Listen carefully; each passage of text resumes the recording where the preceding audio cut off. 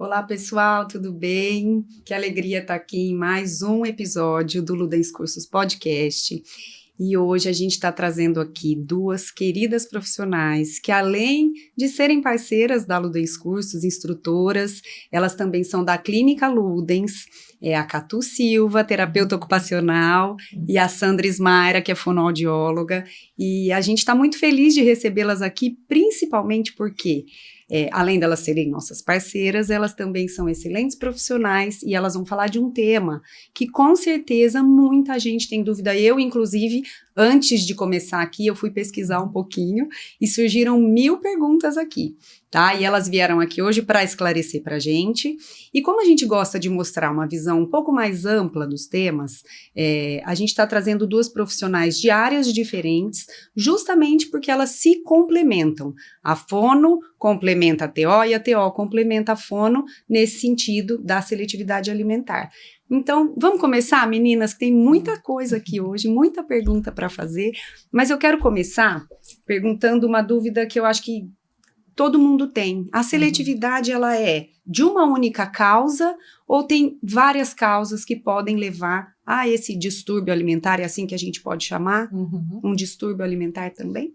Bem-vindas. Obrigada pelo convite, é um prazer a gente estar aqui, especialmente falando do que a gente faz, né, eu acho que você inaugura a sessão falando que a gente trabalha em conjunto, né, eu e a Sandra trabalhamos sim em conjunto nessa prática, e ela é uma prática clínica que mundialmente, protocolarmente, ela precisa de um trabalho em equipe, né, e uma equipe multiprofissional, de preferência que comece a constituir um trabalho interdisciplinar, né, porque não basta só termos vários profissionais trabalhando junto, é muito importante que a gente se converse, que a gente troque, porque esses protocolos, eles têm etapas e eles são muito sequenciais mesmo, né, então a gente precisa de uma sequência de ações para conseguir uma eficácia. Por quê? Né? Quando você fala para a gente dessa questão do distúrbio alimentar ou da seletividade, a gente está falando de uma condição básica de saúde, de vida, né, e de sobrevivência. Então, ele é multifatorial e ele acaba implicando numa questão de saúde pública mesmo, né? Os índices de distúrbios alimentares no mundo, ele é altíssimo, incluindo o distúrbio alimentar da obesidade, né, que ele também é uma questão ligada a um distúrbio de alimentação que impacta a vida e a saúde geral das crianças, mas na nossa prática clínica a gente tem muitas causas, né, Sandra? E é importante isso que a Catu está falando, porque dentro até da nossa formação, nós vemos que uma andorinha só não faz verão, né? Como diz o ditado. É realmente uma equipe multidisciplinar e que, na verdade, precisa atuar dentro de uma linha de raciocínio e pensamento essa equipe. Então, muitas vezes, a gente vê alguns fracassos na questão, né, da terapia por conta que algum desses profissionais não está engajado nessa mesma filosofia, nessa mesma metodologia de tratamento. Sendo que é isso, né? A tua pergunta começa, tem uma causa única? Não tem uma causa única. São causas que por isso precisa desse profissional. Aí não sei se você quer começar a falar, né, Catu? O que eu acho que assim, é muito relevante e que a gente vai vendo também ao longo do tempo, né, que a gente atua com isso, que a gente ainda precisa desmistificar o quanto essas crianças, né, que têm um distúrbio ou uma seletividade alimentar, elas precisam de investigação, né? Então, uma contratualidade primordial que a gente tem com as famílias quando elas chegam é que, assim, vamos começar essa jornada juntos, assim, porque primeiro as questões alimentares, elas trazem no seu bojo muitas questões, né? Os padrões alimentares das famílias, o que culturalmente a comida representa para aquele núcleo familiar. Hoje a gente tem a questão da modernidade, quem faz a comida, como é essa confecção. E, além disso, a gente tem muito pouco ainda difundido as causas orgânicas, as causas metabólicas, as causas sensoriais, ou seja, dentro desse guarda-chuva de possibilidades da causa, a gente muitas vezes precisa, não só nós, né, no trabalho da reabilitação e de ensinar as crianças a comer, que esse é o nosso trabalho, né? A gente precisa de uma equipe que nos ajude a detectar quais são essas causas, né? Então, muitas vezes as famílias chegam para nós desesperadas e a gente vê que dentro da própria investigação existem muitas falhas, né? Então, assim, histórias de refluxo e disfagia. Ah, teve lá atrás, mas a gente cuidou. Tá, e agora? Como que tá? Vocês continuaram o acompanhamento médico? Não continuamos. Paramos de tomar o remédio. Tá, precisamos retomar isso, né? Como estão os índices vitamínicos? A gente tem chaves fundamentais dentro do processo de alimentação, né? Que é o zinco, o ferro, que são condições vitamínicas para a recepção do alimento, né? Que tem a ver com a regulação do apetite. A gente tem outras questões metabólicas que interferem diretamente nas absorções, né? Do gastrotrato intestinal. Então, são muitas questões, fora o que a gente trabalha cotidianamente. E também quando a gente vê, né, que como a Catu falou, a história dessa criança dentro desse núcleo familiar, já muitas vezes aquela criança que não começa a ter a base da apresentação desse alimento de uma forma positiva. Tem as questões particulares da criança, que tem a ver, né, com todas essas questões internas, que a Catu falou, tanto gástrica quanto vitamínica, enfim. Mas também tem as causas externas, que de fato são aquela família que muitas vezes você vê que não propiciou para essa criança um aprendizado dessa comida. E a apresentação da alimentação, ela envolve aí essa hora que deve ser gostosa, que tem que ser prazerosa, e envolve também isso, a família estar ali com a criança para ir trabalhando o amadurecimento de muitas áreas que envolve a alimentação. Então, não dá para dizer, a gente pode colocar causas intrínsecas e causas extrínsecas. Então, estou entendendo que antes de imaginar qualquer tratamento, você tem que fazer uma investigação ampla, né? Por isso que é multidisciplinar, que a gente chama. Exatamente. O atendimento a essa criança, como o nosso foco aqui é criança, né? A gente precisa, então, começar investigando desde lá, quando ela mamava no peito, sim, ou não? Sim. Mamou bem, não mamou bem, mamava fórmula ou não, sim. E aí vem trazendo, resgatando todo esse histórico para então chegar nesse caso aí da seletividade mesmo. E acaba sendo um estudo até um pouco mais aprofundado do que só o histórico do bebê, né? A gente tem relatos desse aprendizado, dessa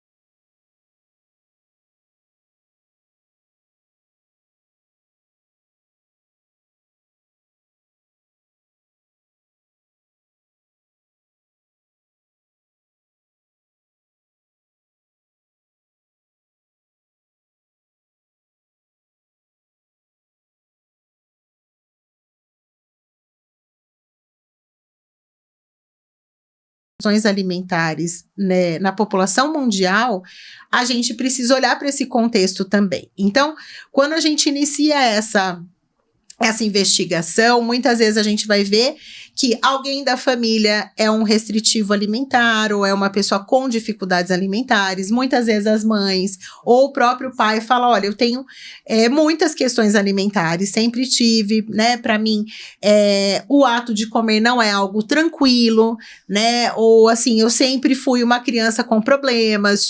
Então a gente vai mexendo numa estrutura, né? Porque a alimentação, ela traz tanto essas questões metabólicas, sensoriais e de funcionamento motor, né?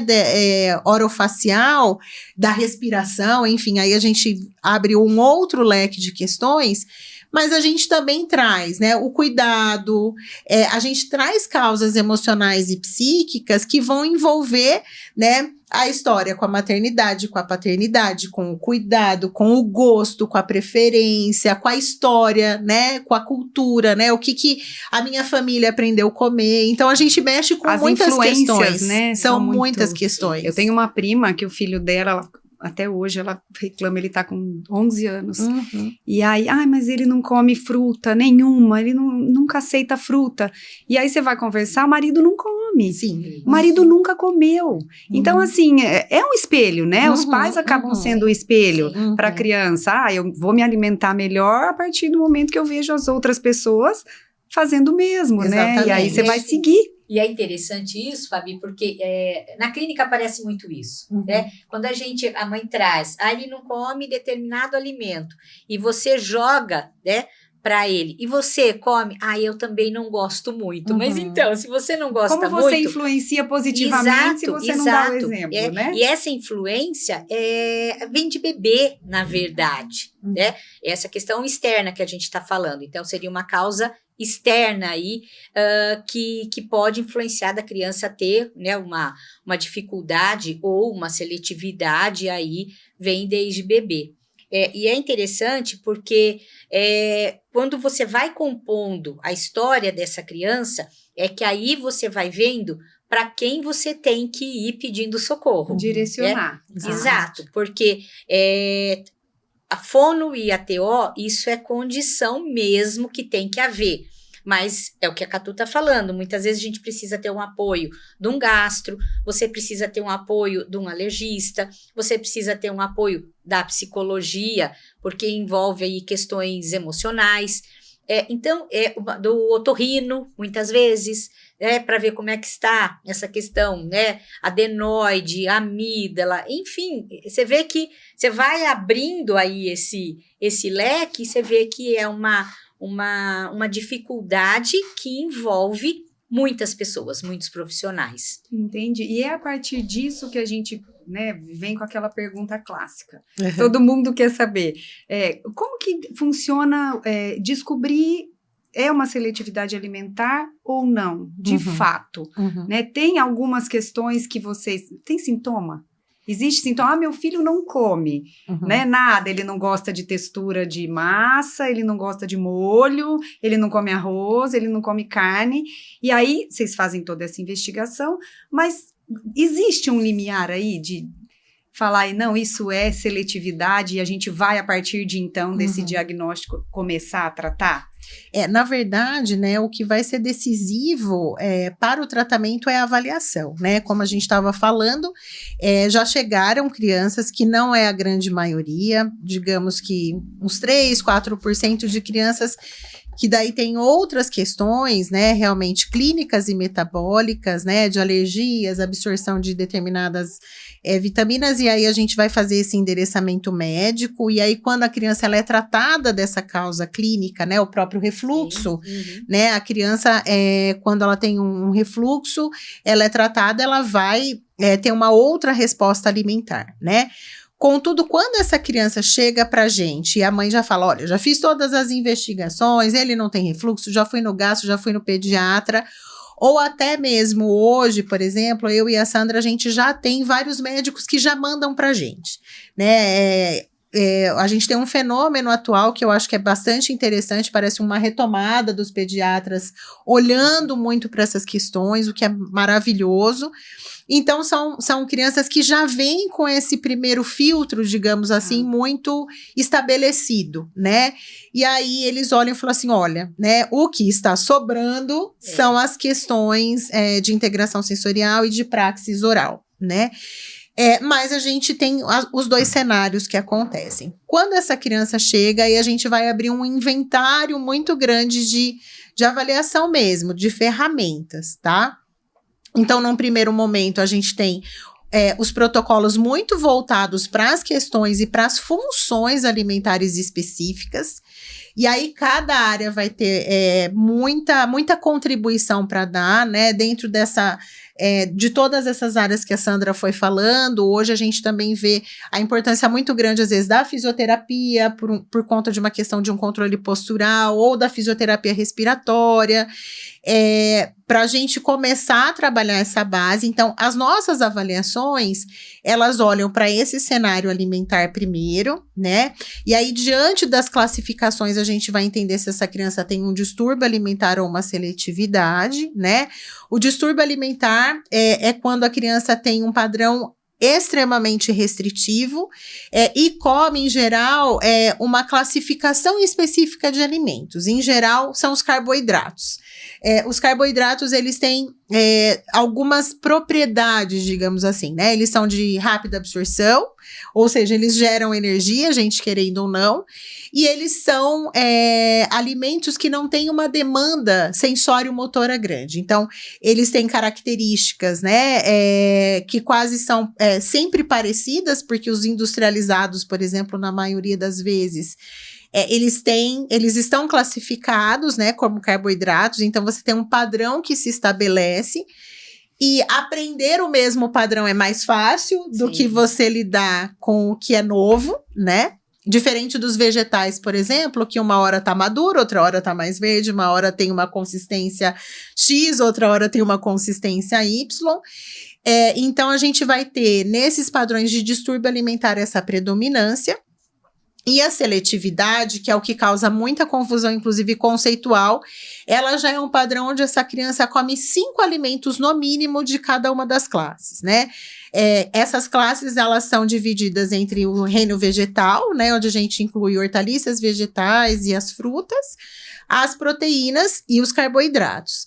Lembrando que para essa classificação, a gente inclui, né, as proteínas, os derivados do leite, o queijo, alguns embutidos, né, que tem substrato aí de carne de porco, então salsicha, linguiça, salames, eles são considerados dentro dessa classificação como proteínas, né? Porque também um mito muito grande, né? E que a gente tem, e que daí a gente tem que andar muito junto, é da comida saudável e do distúrbio e da seletividade alimentar, né?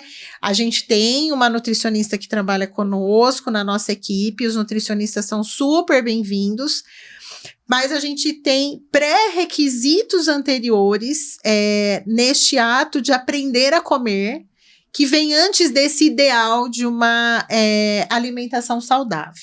A gente preconiza, obviamente, como nós somos profissionais da saúde, começar as introduções por alimentos que a gente entende como mais saudáveis. Contudo, essa não é a prioridade número 1 dos programas. A prioridade é essa criança entender que ela pode comer, seja qualquer coisa que seja alimento. Olha que interessante, eu não sabia disso. E essa, a gente através, né, da própria avaliação, porque nós trabalhamos juntas, mas claro, cada área tem, né, a sua especificidade, é que você vai determinar o que é que você vai começar a oferecer para essa criança, porque é o que a Catu está falando. Por que o carboidrato é mais, normalmente, quase que 90% deles aceitam? Porque normalmente, às vezes, são alimentos mais moles, mais fáceis de ingerir, e aí já vem um pouco dentro da área motora mesmo, né? Porque a terapia ocupacional, ela vê todo esse sensorial da criança, como ela lida sensorialmente com o alimento, e aí a fonoaudióloga vai trabalhar e vai ver, avaliar essa questão motor oral. Porque, claro, é diferente ele comer uma carne, de uma batata, de um purê de batata. A nossa praxis oral, ela é diferente em determinadas consistências. E isso vai influenciar, até dentro dessa questão da seletividade, dificuldade, vai influenciar diretamente. Então, nós vemos que aquela criança que tem uma dificuldade grande de alimentação é aquela criança que não consegue comer. Não consegue comer por essa questão, muitas vezes, de um padrão motor oral que ela não dá conta, ela não sabe como mastigar, ela não sabe como posicionar, né? Sandra, isso tem relação, por exemplo, acho que antigamente era mais, hoje já tem outras formas, né, de fazer uma introdução alimentar e tudo, mas antes era tudo batidinho, né, fazia sopa, era tudo amassadinho e tal, e aí muita gente, eu acredito que muitas famílias, até pela facilidade da criança comer a sopinha, a coisa batida, né, acaba que vai por um tempo aí maior do que deveria. Isso tem relação também? A criança não aprende a mastigar, por exemplo, porque ela já tem o alimento processado muito facilmente ali? Eu na verdade, eu sou assim, eu sou uma amante à moda antiga, né?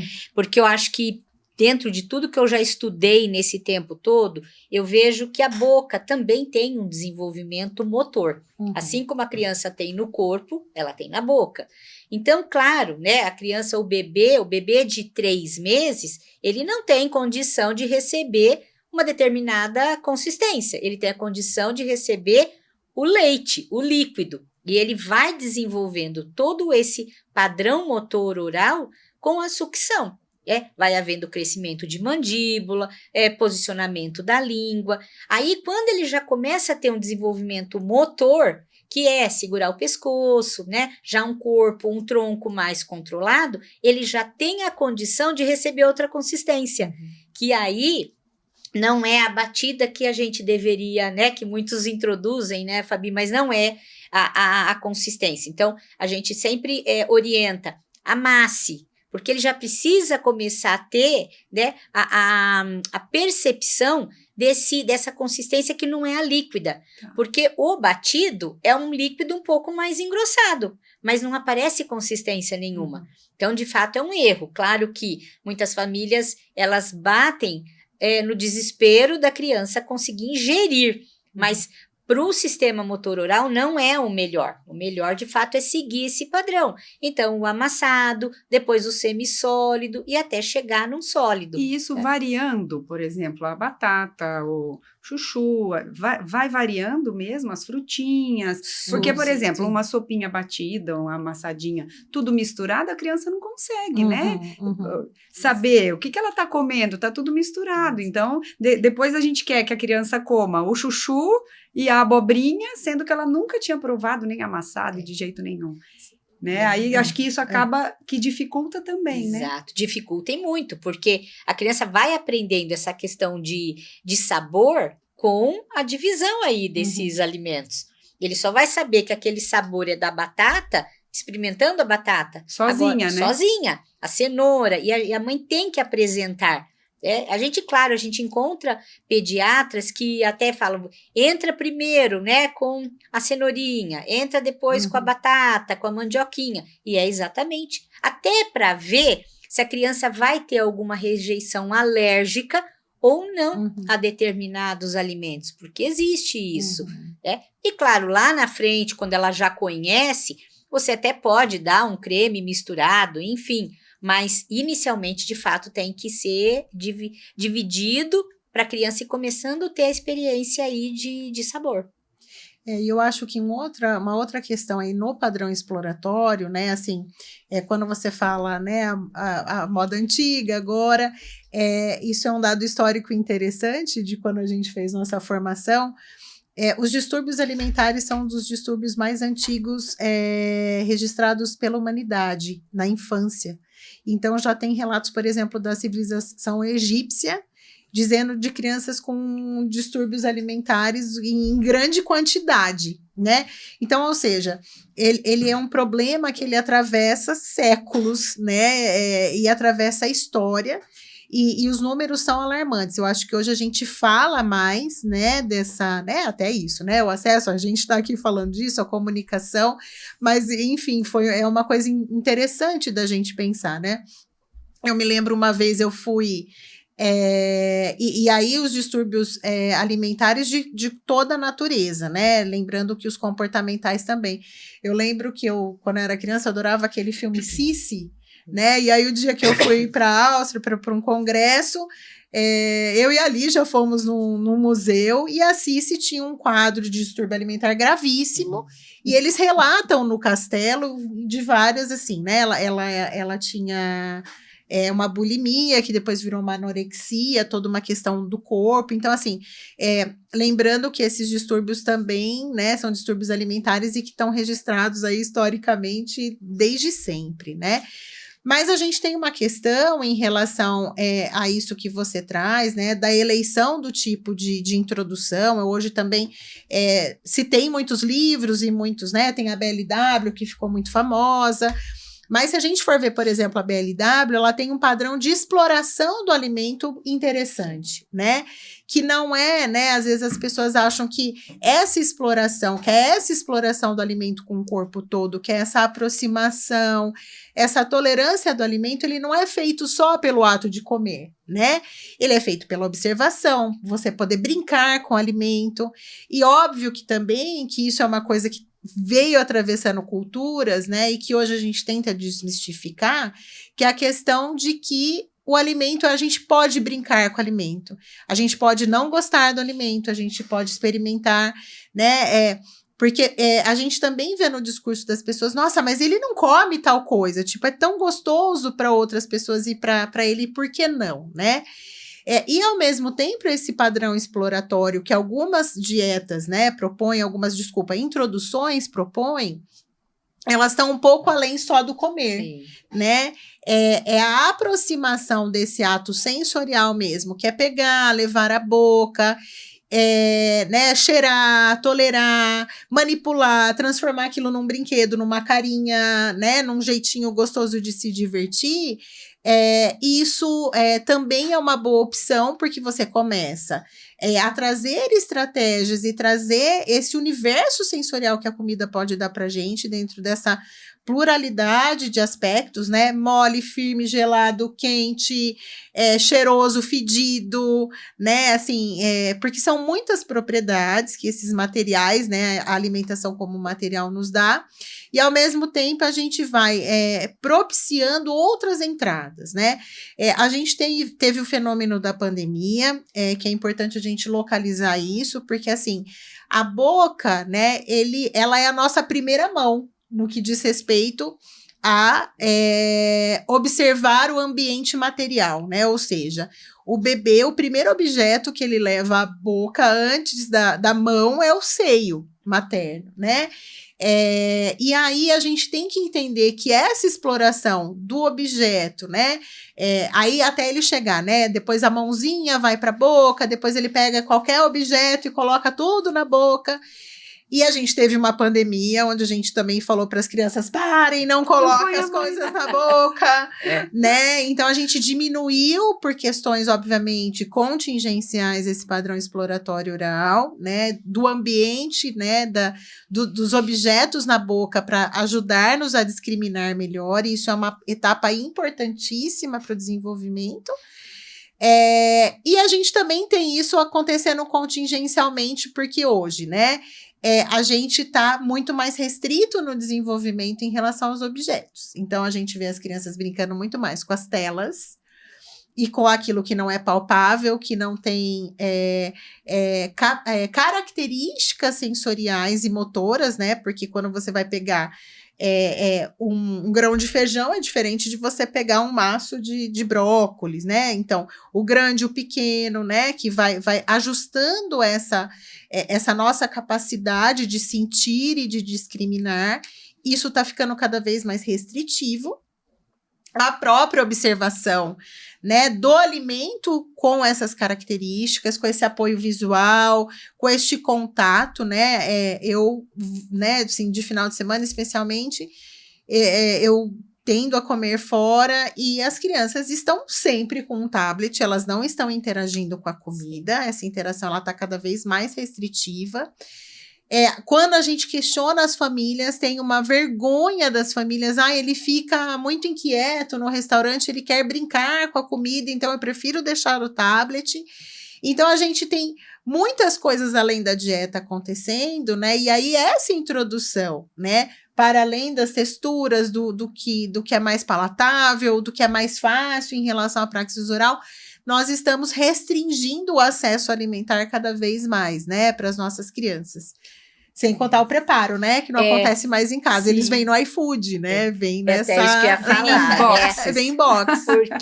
Porque a criança de antigamente, ela participava muito desse preparo, né? No sentido assim, ai, que cheiro bom que tá vindo da cozinha, mãe, o que você tá fazendo, né? Mãe ou a pessoa que estivesse cozinhando. Então, quer dizer, a experiência já começava pelo cheiro, sim, né? Do cheiro ser bom e o que tá fazendo com esse cheiro bom. Hoje, que criança que vai na cozinha de casa, entende? Que família que tem um tempo para o preparo desse alimento. Já pega pronto, já põe na mesa pronto. Então, isso interfere muito a nossa criança. E até, às vezes, essa criança, como a Catu falou, nem tem nenhuma dificuldade intrínseca, né? Não tem uma alergia, não tem nada que possa, mas não teve essa vivência. Então, aí sim, aí quando vai pegar, quando olha, muitas vezes olha, né, uma carne, eu não gostei disso porque não está acostumada, não viu a mãe preparar. E todas esses sistemas que a gente fala, a visão, o cheiro, o paladar, tudo isso contribui para a criança ir aceitando essas comidas, né, aceitando a alimentação. E isso realmente hoje está muito difícil. Engraçado eu ver vocês falando, né? Eu fiquei pensando aqui das coisas que eu remeto para a infância, né? O cheiro da sopa de cebola da minha avó, isso, por exemplo. Isso. Ela fazia sopa de cebola na quermesse. A gente chegava na barraca que ela estava, já vinha aquele cheiro. Olha, eu fecho o olho, eu lembro. Lembro do cheiro. Engraçado. O bolo de fubá da minha mãe. Sabe? Isso é muito bacana, assim, de resgatar. Porque e você tem legal razão. isso. Hoje em dia as crianças têm pouco. Não tem, né? De colocar a criança para ajudar. Eu acho que a pandemia teve uma coisa também nesse sentido. Pelo menos eu senti isso na minha casa. Eu colocava meus filhos para me ajudar. E isso foi bacana, porque até hoje eu começo a fazer alguma coisa, minha filha fala, mamãe, deixa eu mexer para você, o que eu tenho que pegar? E aí eu vou falando os ingredientes e ela vai pondo para mim. Então, nesse sentido, foi bom. Né? Eu acho que teve as duas experiências, exato, né? Sim. Os dois teve lados, quem né, conseguiu Catu? se inclinar, né, para fazer as coisas em casa, mas a grande maioria das pessoas, é interessante isso, relatam assim, olha, eu tinha que trabalhar online. Também. E aí eu não conseguia, né? E aí a gente passou a consumir muito mais, né? Eu acho que tem as duas experiências, acho que é interessante, né? Você trazer isso, porque realmente a gente vê os dois relatos acontecendo, né? Que aconteceram naquele momento. E é isso, teve famílias que conseguiram se inclinar mais para essa participação e até de outras atividades de vida diária, né? Mas teve muita gente que falou assim, piorou muito tudo, foi o caos, porque daí os meus filhos entraram na tela, né, e era o único jeito, e as coisas só chegavam na caixinha, né, então a gente teve esses dois momentos mesmo, né, acontecendo. Sim, sim. E meninas, uma coisa que me veio aqui, né, depois que foi feito todo o tratamento, diagnosticou, avaliou, tratou a criança, existe um momento que vocês falam, agora ela está pronta? Existe, eu não sei nem se a gente pode chamar de cura da seletividade, do distúrbio, existe cura? A criança sai curada e nunca mais ela... Ou não, ou sempre ela tem que resgatar alguma coisa para poder voltar a esse dito normal aí, não sei como que a gente pode chamar. Sim e não. Sim e não, porque você veja, vai depender muito, eu vejo hoje, da idade que essa criança chega até nós, né? Nós estamos com uma bebê de 1 ano e... Hoje, agora ela está com 1 ano e 7, mas ela chegou com 1 ano e 4 meses, né, Catu? Ela chegou, a Catu fez a avaliação, me encaminhou, hoje ela está com 1 ano e 7 e hoje ela está comendo muito. Gente, eu Ganhou imagino para peso. essa família a alegria, né? Alegria. De ver a evolução da alegria, criança. A mãe me ligou, assim, né, uma pediatra conhecida nossa, enfim, ligou, falou, ou você faz alguma coisa, ou tem 2 semanas para ela ir internada. Porque, né, não tá ganhando peso, enfim, Chega num nível grave assim? Chega. Meu Deus, não imaginei. Achei que fosse alguma dificuldade, Não. Mas não imaginei que chegasse num nível desse. Chega. E hoje ela está em terapia, mas hoje já aceita, né? Então, hoje a gente precisa refinar, né, o trabalho, eu estou com ela, eu preciso refinar essa questão motor-oral, que ela ainda não dá conta de lateralizar o alimento, de mastigar com tanta eficácia, mas hoje ela está aceitando muita coisa. Outro dia até a mãe me mandou um filme dela comendo milho, que eu particularmente eu quase infartei, porque eu falei, gente, ela não tem ainda habilidade motora para comer o milho, mas ela estava lá tentando se virar. Agora, se você pega, né, Fabi, uma criança de 4, de 5, eu já tive adolescentes de 15 anos que chegaram, né, que chegou até a clínica, que aí é muito mais complicado. Aí já criou, de fato, né, uma resistência, envolve, claro, né, uma questão comportamental também, que aí é muito difícil. Então, eu acho que a gente consegue melhorar a gama de número de alimentos que essa criança come. Agora, dizer, tá curado, isso aí não. Ele né, vai ter uma restrição. E o que a gente vê também, assim, o distúrbio alimentar, a seletividade são mitos familiares importantes. E aí a gente também vê esse tratamento, ele tem que incluir muito essa família.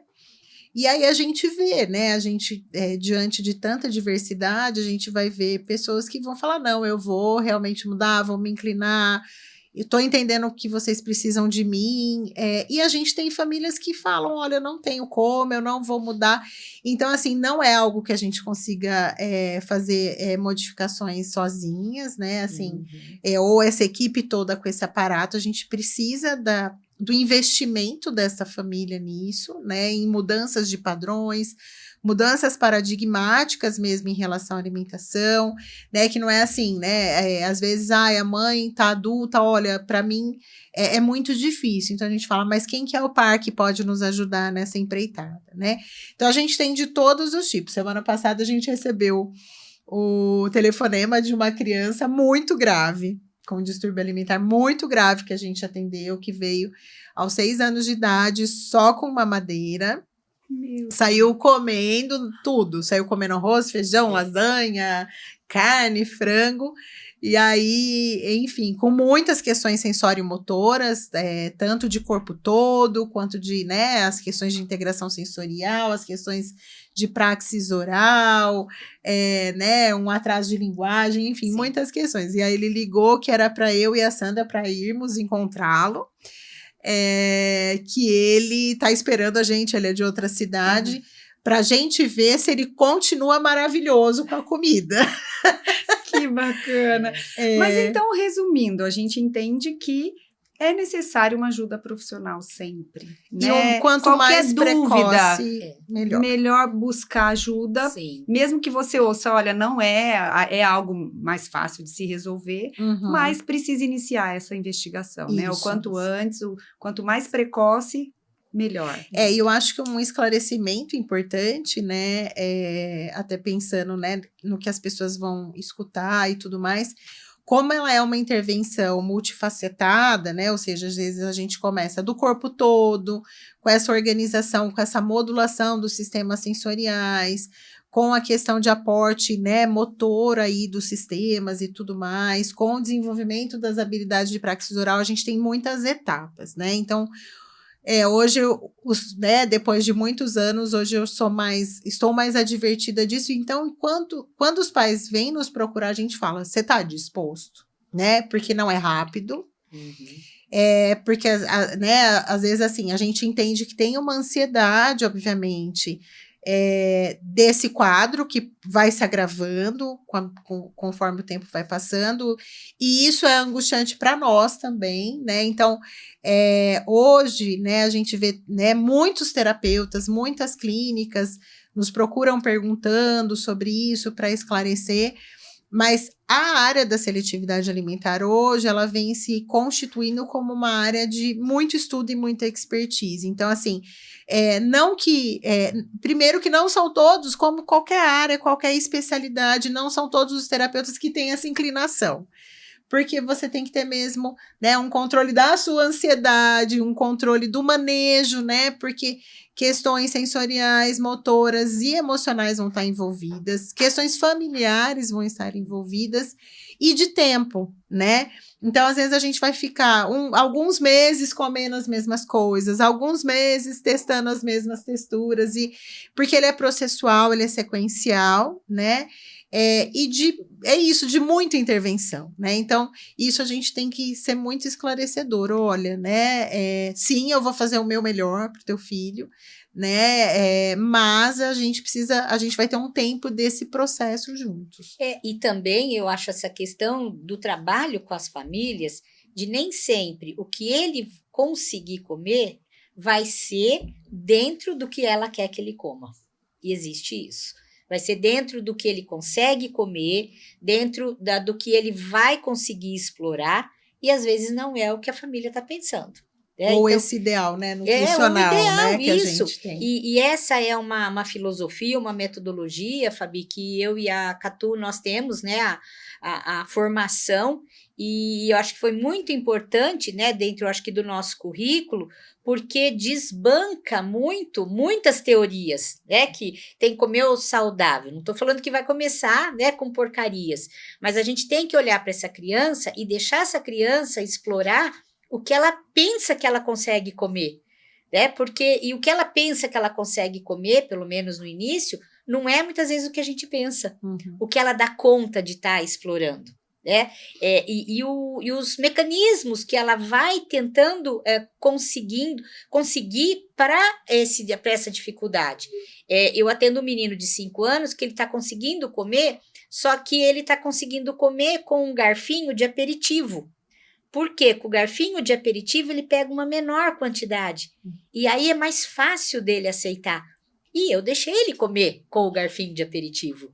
Entende? Então, você precisa passar essa filosofia para a família, porque muitas vezes a família começa a comer na terapia e a família já acha que vai para o restaurante e vai comer tudo. E não vai. E muitas vezes a gente tem retrocessos no nosso tratamento, porque às vezes lá fora foi imposto dele comer algumas coisas, porque ele gera comeu uma em terapia. Expectativa. Exato. Que lá na vida real Isso, acaba que não funciona se não tiver constância. Tanto que a gente fala, né? Eu dou muita orientação, olha, ele conseguiu comer isso, ofereça isso. Da não mesma ofereça, forma. Não tenha um passo a mais. Né? Então, eu acho que gera mesmo, né? A pessoa já quer resultado imediato. Gera. É importante isso que vocês disseram, que são etapas, né? Etapas. E não tem como pular uma etapa. Pular vai acontecer isso de retroceder. Né? E às vezes, né, as próprias famílias nesse desespero, né? Porque tem crianças que chegam, né, nessa possibilidade de internação mesmo, enfim, começam a se desesperar, né? E aí, óbvio que a gente vai fazendo isso. Esses cálculos clínicos, eles são extremamente criteriosos, então quando a gente está numa margem mais perigosa, a gente pede suplementação, né? Passa na Nutri, passa no pediatra, passa no gastro, vamos ver como que tá isso. Porque a gente não pode deixar essa criança numa margem de risco, né? A gente tem que avaliar isso também. Mas as famílias também às vezes falam, olha, errei a mão, tentei abrir a boca, enfiar, socar, né, a comida dentro, eu sei que não foi legal. Então gera também muita culpa, né, porque fica essa coisa culpa e cuidado ao mesmo tempo. Então por isso que é algo que precisa ser muito supervisionado, precisa ser muito calculado, muito medido, muito progressivo, né, assim, e com essa capacidade mesmo do terapeuta ir sacando essas... Afinal, cada pessoa é uma pessoa, Sim, né? sim. Vocês sabem que eu tenho gêmeos. Aham. E assim, a alimentação deles eram, até pela praticidade, Aham. eram os dois no cadeirão, e aí Aham. fazia a mesma comida para os dois, e era aqui, Sim. era um processo em série, né? Aham. E assim, tem hora que eu me pergunto, será que esse foi o ideal? Será que não faltou? É a questão da culpa, né? Da Isso, mãe que aham. sente a culpa. Então, assim, e hoje meu filho come de tudo, todos os tipos, todas as classes aqui que você comentou, ele come, e ela já tem um pouco mais de restrição, Aham. né? E eles começaram, foi tudo igual, foi tudo ali. Uhum. Só que eles são dois indivíduos, são duas Sim. pessoas diferentes, né? Então, mesmo sendo gêmeos, não tem como, mas pela praticidade eu acabei fazendo dessa forma. Mas hoje a gente colhe, né? Então, talvez ela precisasse ter sido de uma outra maneira. Então, esse olhar que você falou é muito importante. Mas também, né? Fabi, eu penso assim, a criança, ela também desenvolve o seu próprio gosto. Isso que eu ia falar, as Entende? As suas individuais. preferências, Aham. né? Então, não é porque a criança não come de todas as frutas que ele é um seletivo. Não. Tem crianças que gostam, eu não gosto de fruta azeda. Eu vou para as mais adocicadas, entende? É uma preferência minha. Já tem, né, indivíduos que gostam, né, de muito azedo. Então, a criança, ao longo do desenvolvimento, ela vai traçando também um perfil dela, do que ela gosta, do que ela não gosta, né? Aqui, quando a gente fala de um distúrbio, é aquela criança, de fato, que não ingere quase nada, né? Não é aquela criança que tenha um cardápio que, mesmo que não seja muito variado, mas que ela coma de todos os grupos. Então, é bom a gente também esclarecer isso, né? Fiquei mais tranquila. Isso é uma coisa sempre que está na pauta, né? E aí até olhar esses padrões de escolha, né, que tem a ver com esse sensorial, tem a ver com essa memória, né? Você estava falando da questão da sopa da avó, né? O sistema límbico, que é o sistema olfativo, ele é o sistema que tem uma ligação muito forte com a memória. Então, o olfato e a memória, eles funcionam junto e eles trabalham junto nessa produção de memória afetiva, inclusive, né? Que é uma coisa interessante. Mas é isso, o gosto é uma coisa também que a gente, né, tem esse elemento externo, né, ao que você foi exposto, ao que sua mãe foi exposta, mas é isso, cada um vai ter um jeito de lidar, né, com a comida e essas preferências, né? A gente precisa poder saber dividir mesmo o que é patológico, né, e o que está causando, né? Eu fui uma criança, assim, numa casa de carnívoros que nunca gostei de carne, né? E assim, minha avó falava assim, lá vai, chegou você, a pior inimiga da galinha, porque eu queria pegar todos os ovos para mim, né? Eu queria sempre comer ovo e tal. As pessoas, né, e a minha família foi respeitando isso, enfim, aí tem também 1000 teorias, né, do tipo sanguíneo, que para alguns você precisa de mais carne, outros não, né. E hoje você come, Catu, ou não? Eu, assim, eu não comi carne a vida inteira, não desenvolvi esse gosto, assim, olha, precisar comer, eu vou comer, eu não tenho uma questão sensorial, nada, mas a minha escolha, a minha preferência não é carne, né. Não é algo que eu vou pedir num restaurante, por exemplo, né? Eu como carnes brancas, mas é isso sempre foi respeitado, porque isso não era patológico, né? Eu não tinha uma questão de não comer proteínas, enfim. Mas é interessante a gente olhar para isso mesmo, né? Como preferências e como... né? E aí também a alimentação tem as filosofias, né? Sim. Hoje a gente tem o veganismo, né? Os vegetarianos, os piscitarianos, eu acho que é isso que chama. Né, as pessoas que vão fazendo opções por outras questões, né, ambientais, ecológicas, de saúde, enfim, né, então... E mesmo, eu acho que também experiências ruins, né, durante todo o processo de alimentação, porque isso fica na memória. Sim. Então, quando fica na memória, quer dizer, a criança abomina ela aquilo vai negar. mesmo, ela nega.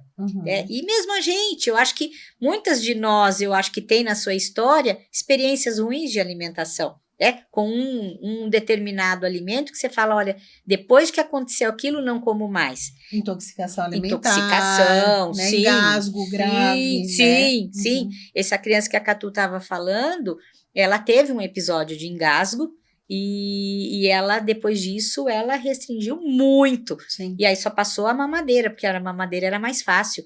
E a criança também, ela percebe quando o mecanismo dela, orgânico, ele não está atuando direito. Uhum. Ela percebe isso.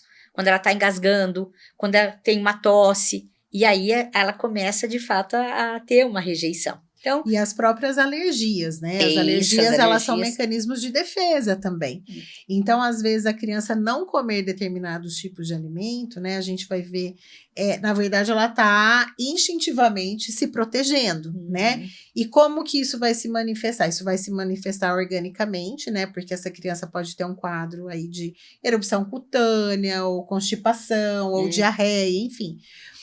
Mas muitas vezes esses quadros alérgicos, eles são quadros protetivos, né? No sentido assim, eu vou evitar aquele alimento porque eu sei que eu não vou, o meu corpo não vai dar conta de processar isso da maneira adequada. Então, né, também serve como alerta às vezes, né? Por isso que a gente, de novo, volta para a investigação, né? Legal, meninas. É. Vontade de ficar até amanhã. É complexo, conversando, complexo. Tem muita É. coisa. Meu Deus, mas a gente vai precisar encerrar, né? Vocês têm alguma coisa mais além que vocês gostariam de comentar, que a gente não falou até aqui? Eu acho que é isso, né, Fabi? Talvez alertar, de fato, essas famílias de procurar um profissional o quanto mais cedo. Uhum. Né? Porque depois fica às vezes inviável, difícil, né? Realmente a gente ter esse alerta aí. E assim, né, nesse sentido, a gente trabalha na primeira infância muito no desenvolvimento das habilidades para o comer, né? Então, nesse corpo sensório motor, tanto o trabalho da fono quanto o trabalho da TO. Então, a gente vai desenvolver essa capacidade de recepção do alimento, né, junto com a equipe que vai ver os outros fatores. E depois, né, quando a Sandra fala dessa questão precoce, a gente vai ter outros fatores que vão influenciar, né? Então, é isso, né? Um alerta para as pessoas não terem medo, né, de enfrentar isso. Os resultados, eles aparecem, né? A gente já teve várias crianças que tiveram alta, que saíram comendo, às vezes, é isso que a Sandra falou, não comeram absolutamente tudo, mas com um padrão de vida extremamente melhor do que saiu, né? Assim, do que estava no início, desculpa. Então, assim, essa criança entra de um jeito, ela sai de outro, né? Eles mandam recadinhos do coração pra gente, porque a criança vai se vendo muito mais feliz nessa capacidade, nessa possibilidade, porque ela realmente aprendeu uma nova tarefa, né? E para a autonomia da criança como atividade de vida diária, a alimentação é fundamental, né? Porque a gente tem muito impacto de participação a partir da questão alimentar. Então, comer na escola, né? Ir na casa de um coleguinha, frequentar restaurante. Então, a gente tem impacto na educação, no lazer, na vida diária. Então, impactos emocionais. Então, é muito importante que as pessoas, né, procurem ajuda mesmo. Ótimo. Meninas, obrigada por Obrigada essa aula, viu? Obrigada a vocês pelo receber convite. vocês duas aqui. Um Obrigada, prazer enorme. obrigada. Tá bom? Muito bom. É sempre muito bom falar Muito bom. disso, te encontrar, né? Isso. Obrigada de coração, tá bom? Obrigada a você. E, pessoal, a gente tem que encerrar, né, mais esse episódio, então eu quero convidar vocês para entrarem no nosso canal do YouTube, Ludens Cursos Podcast, e também a gente está no Spotify, tá bom? Então, tem muito episódio lá bacana, com vários assuntos, e a gente vai aprofundando cada vez mais, e mandem sugestões para a gente também, tá bom? Obrigada, até o próximo. Obrigada.